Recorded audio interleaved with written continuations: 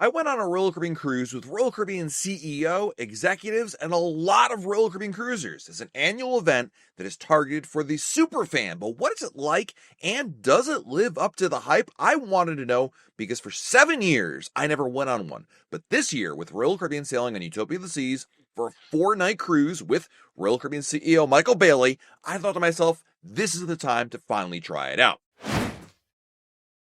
Of course, it comes as no surprise to anybody watching this video that I'm a big Royal Caribbean super fan, but the President's Cruise always seemed like a sort of strange event in the sense that it really is targeted towards super fans. It's an annual event that's taking place in different ships around the world with the idea of bringing Royal Caribbean super fans together. And for a variety of reasons, I haven't gone on one in the past. Actually, a couple times I had some family member obligations. Other times I already was on a different sailing and already booked, but for this year, it finally lined up and I wanted to give it a try.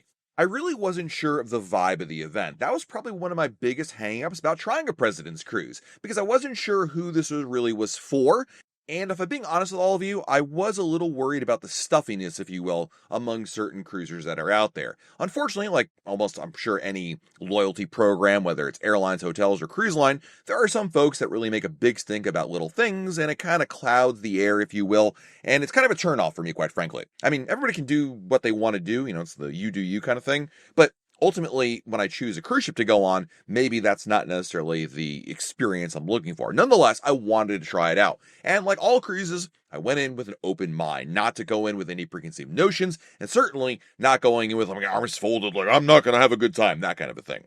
To be clear, the event is open to anybody. You could have taken one Royal Caribbean cruise, or none, quite frankly, and still go on to it. So it really doesn't matter what status you have. Certainly, you will find a lot of top tier members on board, meaning there will be Pinnacle members, Diamond Plus, Diamond, and etc. The reality is actually on this sailing, there were over 500 Pinnacle Club members, which is incredible because Pinnacle is the top level. And on most sailings, there's like a dozen Pinnacle members on board. Now, I am one of them, but it is just that many is really astounding, quite frankly.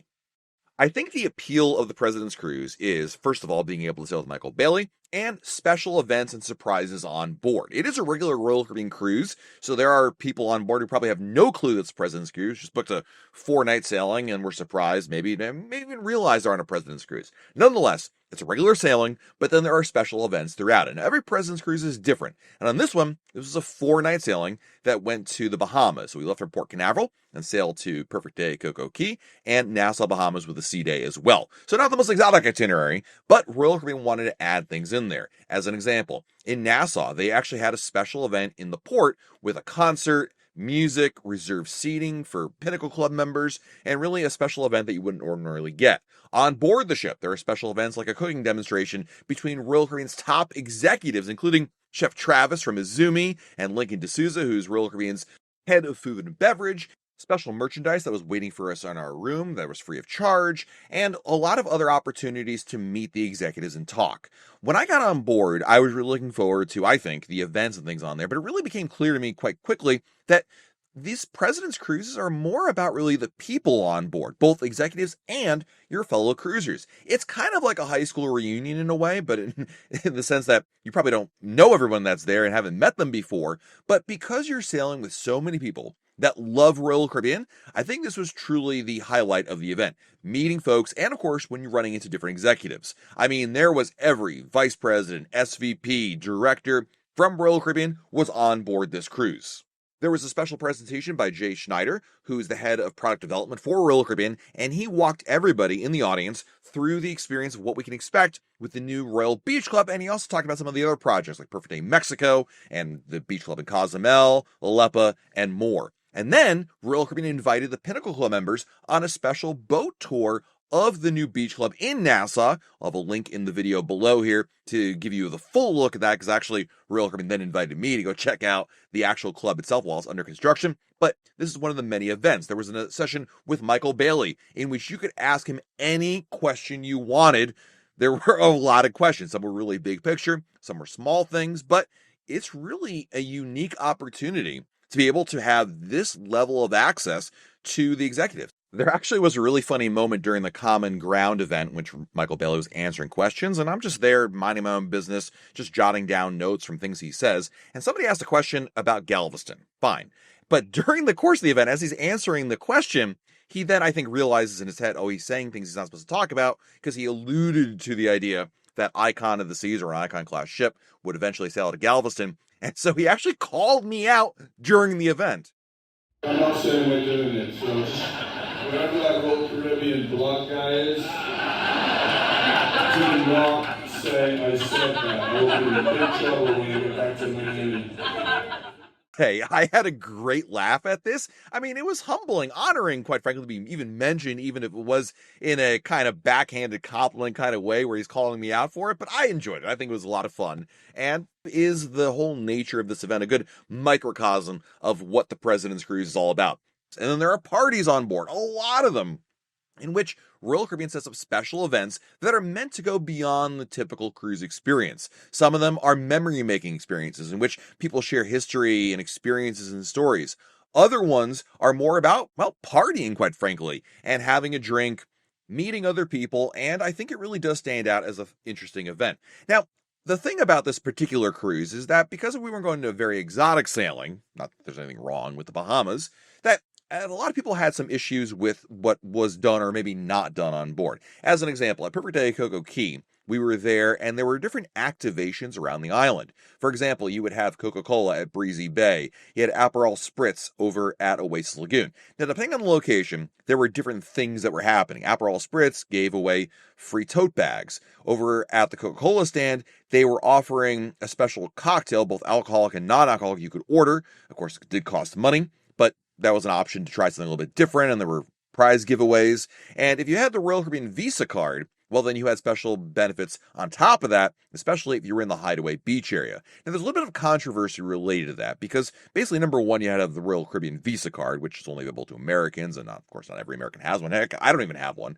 But beyond that, you needed to go into the beach club to get access to the giveaways there, and of course, that has a separate admission cost to it. Rubbed some people the wrong way. I didn't necessarily care because I didn't go there, but it is something worth mentioning. The thing about this particular event that really stood out to me is less about the merchandise. I don't care about swag that much. It's not that important. I think the events and the people you meet is what makes cruising so much fun. And I think this is really interesting because you have that chance to talk to executives, have that level of access you never have, plus, of course, meeting amazing cruisers. I mean, I met so many different cruisers on this President's Cruise. I was really blown away by it. I mean, truly, the cool thing about a President's Cruise is you get to see and meet people. And on top of that, I mean, there are special event after special event. I mean, we had 2 different pub singers, 2 different schooner bar players, a special trivia event hosted by Super Mario, the top cruiser within Royal Caribbean, who has, I think, over 10,000 points or something like crazy like that.